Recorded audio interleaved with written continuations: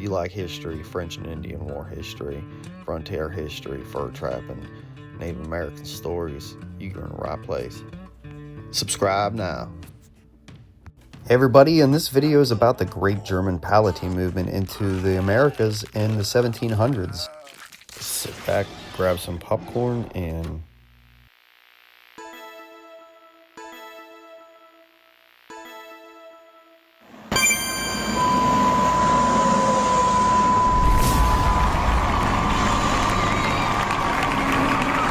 hey yo, Stevie. Our deepest fear is not that we are inadequate. Our deepest fear is that we are powerful beyond measure. My name is Charles Frank Grimm. I was born on a blackout night in January 14th, 1943.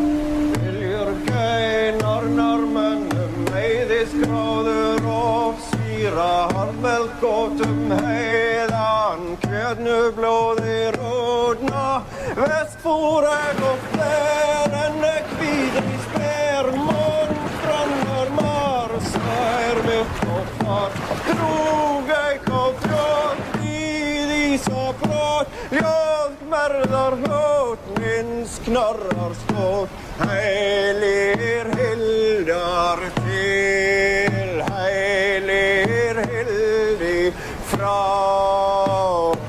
Komma där heilir kvar. It was January 14th, 1943. It was a blackout night. This was the night Frank Grimm was born. Yeah, very grim situation. Don't worry, it just means your future hasn't been written yet. No one's has. Your future is whatever you make it. So make it a good one.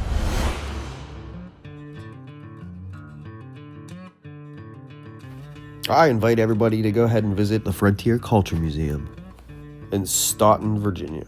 You know, selling these things to a wide market. They're participating in a large economy, and they're making a lot of money from it because this farm, this family owns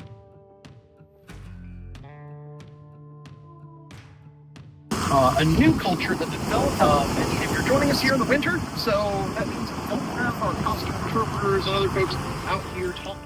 Hello everyone, it's Steve from Exploring the American Frontier here, and today we are going back in time. I do this.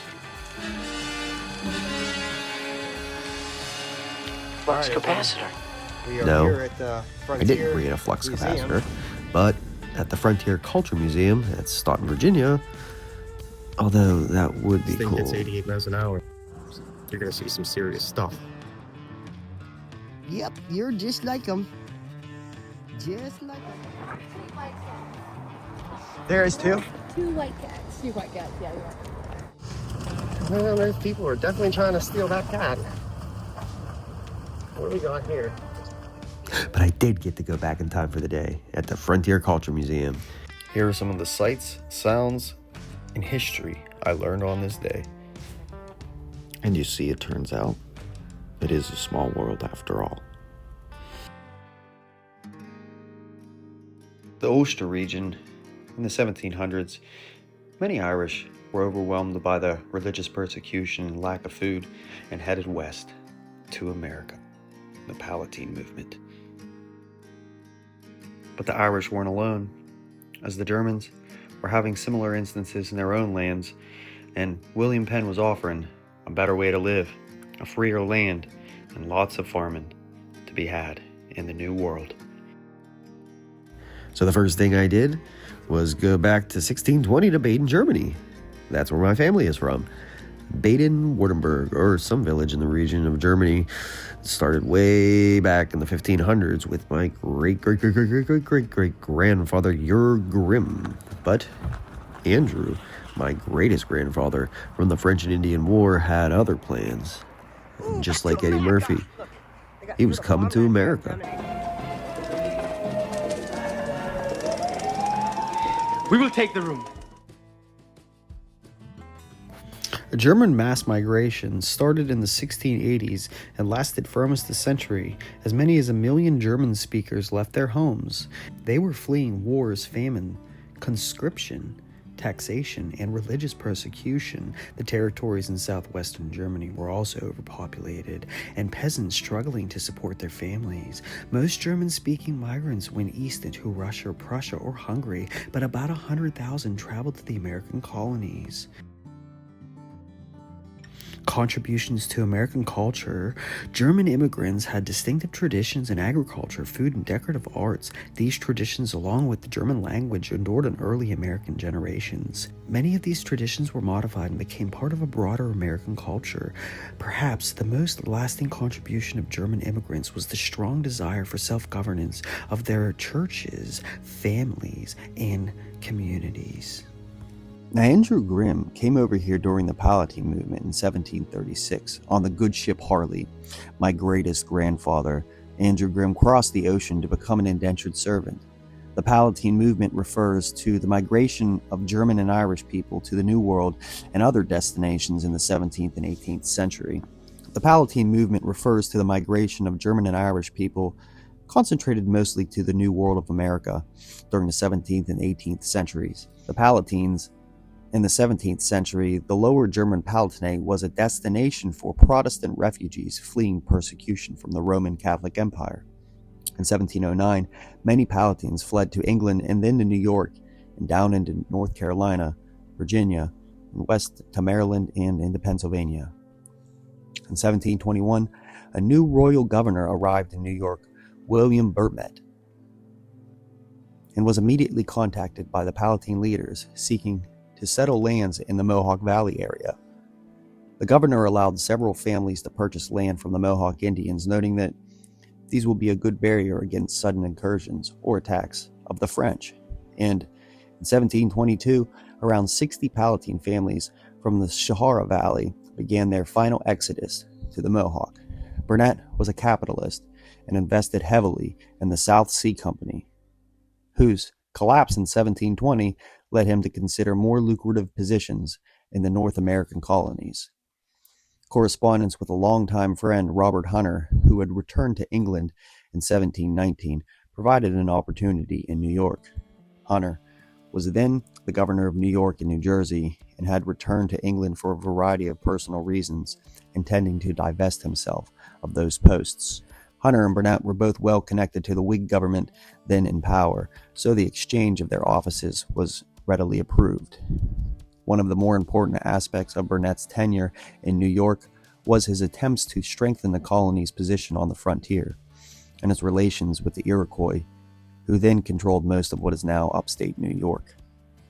Since the Iroquois had achieved peace with New France in 1701, a vibrant trade had begun between New York merchants in Albany and the French merchants in Montreal.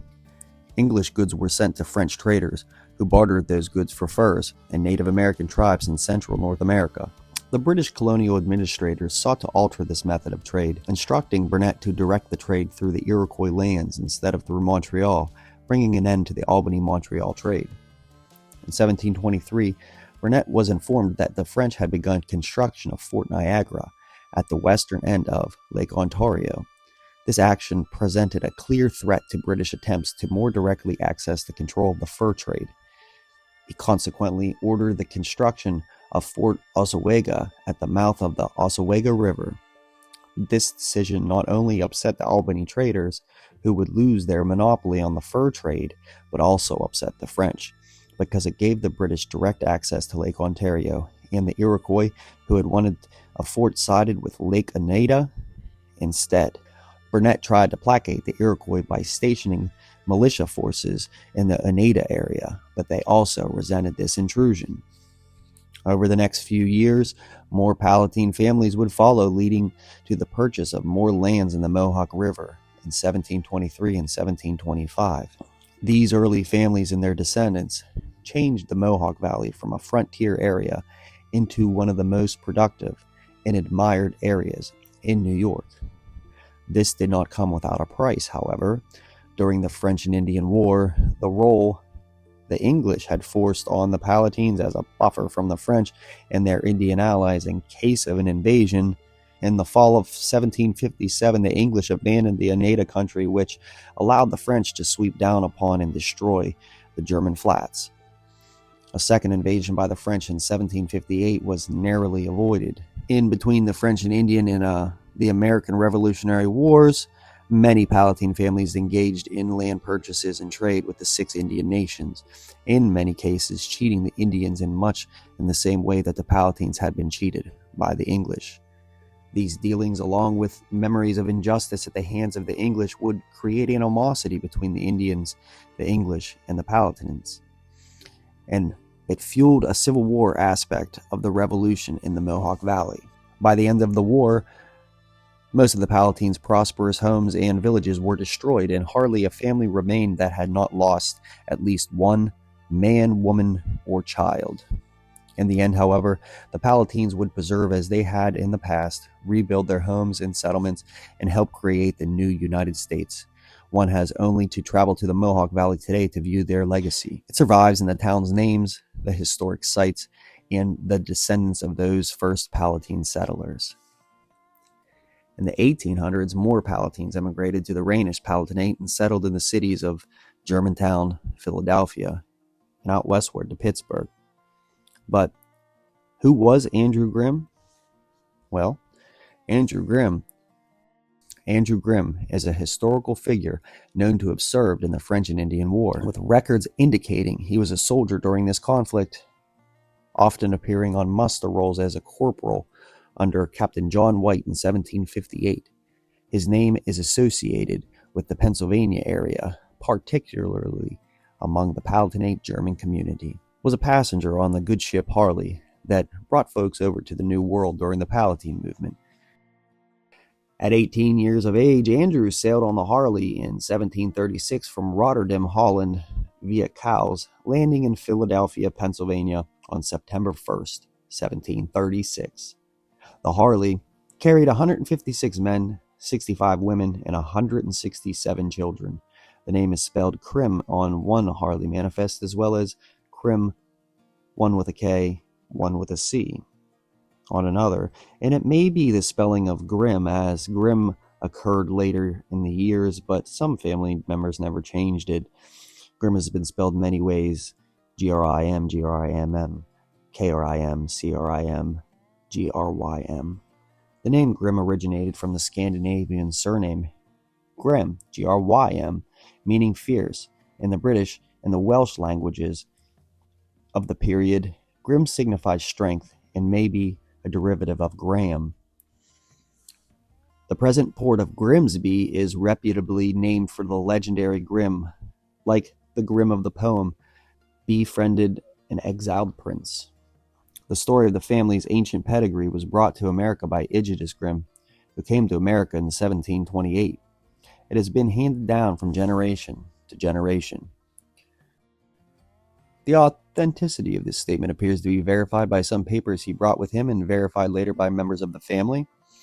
The family had long been seated in Normandy, tracing its ancestry back to the Norsemen who made the conquest to the south of their country in the 10th century, and family tradition states that the parent stem of the Grimm family, insofar as the Grimms of Germany are concerned, originated with the Norseman raider Rollo Grimm.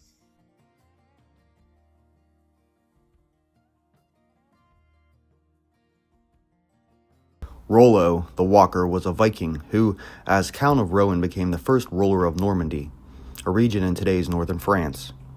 He emerged as a leading warrior figure among the Norsemen, who had secured a permanent foothold on Frankish soil in the valley of the Lower Seine after the siege of Chartres in 911.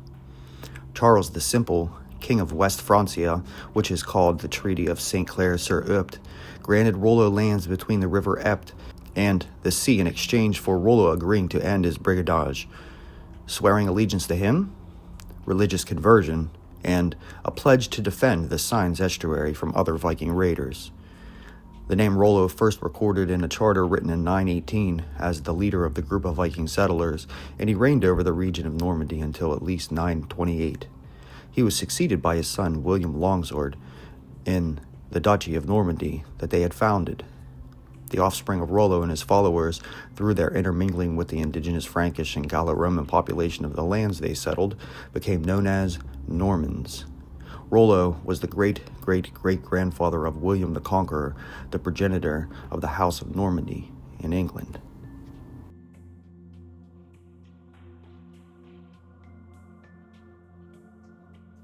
In 787 AD, they began their raids on England and France. The family of Grimm was descended from a Norse raider named Rollo Grimm, who settled in Normandy in the 10th century. A man of mythological proportions in our lineage, Rollo Grimm is the house that built the Grimmer nation. The coat of arms was granted to the Baron of Normandy, who was a Grimm serving under William the Conqueror. Rollo came down from Scandinavia with Rudolf, a Norseman. From Normandy, the Grimms migrated to Alsace and Switzerland, and with the persecution of the Protestants, went into Germany, the part of Germany that ran along the border with France. Conditions in Germany in the 17th and 18th century were chaotic due to the constant wars among the different princes and states, and brutal religious persecution by the state churches, both Catholic and Reformed.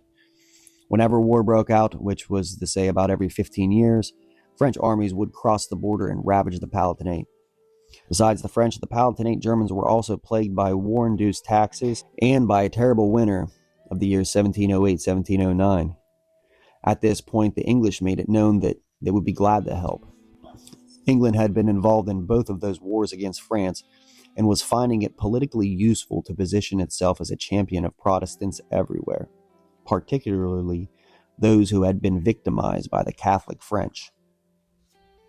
When bitter weather sent thousands of Palatines fleeing from their homeland, it was England that took them in. And when England found itself with more refugees than it could handle, Pennsylvania was glad to offer them a home. Andreas most likely served as an indentured servant or worked for an older brother between 1736 and 1747, when his first child, Andrew Jr., may have been born. He spent time, however, in Bucks County amongst many of his Palatinate brethren, as well as Berks County. Andrew Grimm served in the French and Indian War in 1758, and his name appears on Captain John White's muster roll as a corporal. Andrew Grimm for 30 days. The first land patent issued to Andrew Grimm was the French's vineyard on December 10, 1752, for 940 acres. The French vineyard was resurveyed later for Andrew Grimm on September 29, 1761. There was no error found in the survey, but 890 contiguous acres were added to the land. A document found today provides references to Andrew Grimm Sr.'s Park Hall strife and the vineyard purchases, as well as revealed that Alexander Grimm, born in 1726, most probably, like most land settlers' accounts, Andrew Grimm had communion and made lots of land deals throughout his lifetime. An excerpt from various sources about the voyage of the Palatine to America states, William Penn, eager to populate and sell his large land holdings, enthusiastically recruited German and Swiss settlers from the Palatine and the Lower Rhine and amongst the Franconian mountains. He made several trips there himself to drum up immigration to Pennsylvania, advertising his property in the New World as a haven from wars and religious persecution, with plenty of land. He could point to the Penn's family's liberal views on religious tolerance along the thousands of acres of fertile land that were available. So it was that thousands of Swiss and Germans came to America, some directly and some passing through the Netherlands. The peak of the migration came in the mid-1700s when some 30,000 of these people arrived in Pennsylvania. Arrivals became so many that the governing authorities in Pennsylvania became concerned that a new German state of questionable loyalty would be formed. So, beginning in 1720, each arrival was required to swear his allegiance to the British Crown. All ship manifests were required to be registered so that no person escaped of this early day loyalty oath. Thus, we have a record of German immigrants through Philadelphia Harbor. The trip of Germany was an ordeal which only desperate people would endure. Often years of saving would be sent entirely for the passage.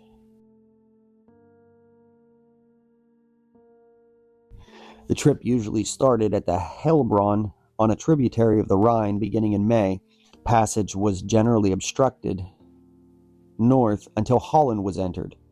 From that point, Dutch authorities extracted tolls to allow passage at every city, 26 or so along the river.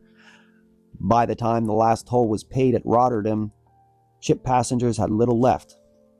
Moreover, they had to leave much of their capital in escrow until they could prove they were successfully settled and working and would not return home as paupers.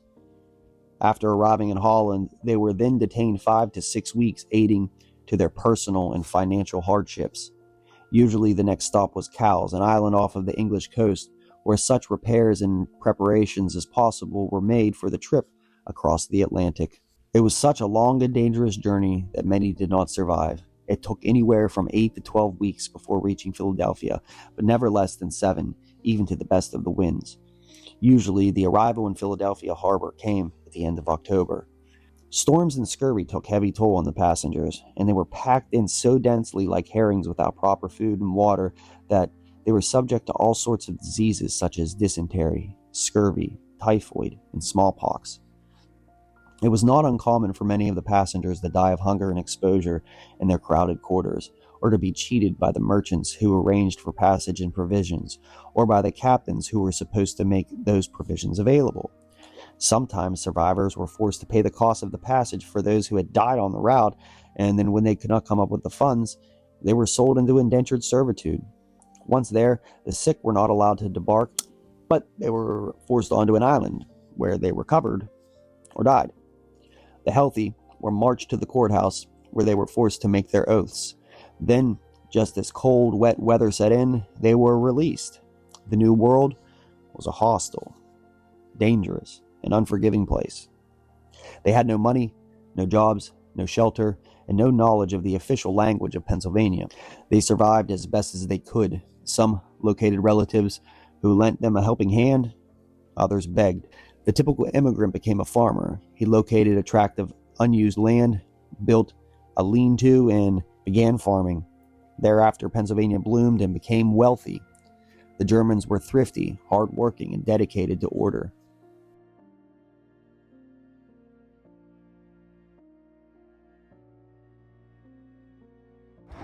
It looks like somebody...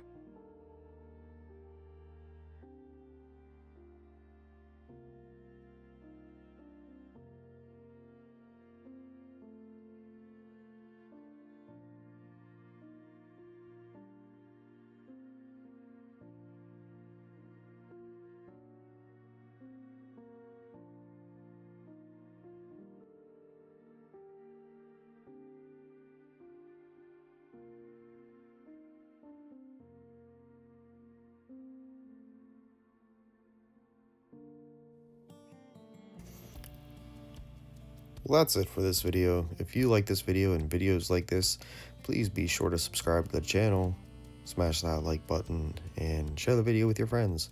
And as always, remember to get out there and explore. Thanks, guys.